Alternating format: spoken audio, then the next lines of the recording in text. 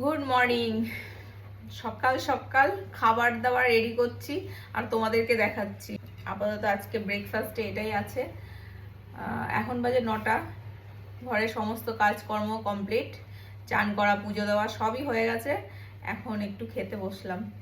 তো আজকে ভাবলাম অনেকদিন পর ব্রেড আর ডিম সেদ্ধ, কলা এগুলোই খাবো।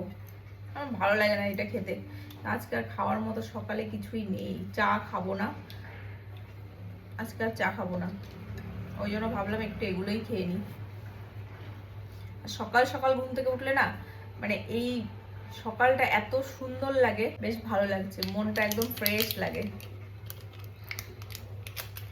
যেদিনকে ছুটি থাকে সেদিনকেও ভাবি সকাল সকাল উঠে পড়বো, কিন্তু সেদিন মনে হয় একটু ঘুমাই, আর উঠতে ইচ্ছা করে না। কিন্তু উঠে পড়লে আমার খুব ভালো লাগে।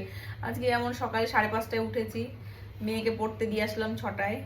তারপর ঘরে সমস্ত কাজকর্ম সেরে এই এখন পুরো ফ্রি, সারাদিন আর কোনো কাজ নেই।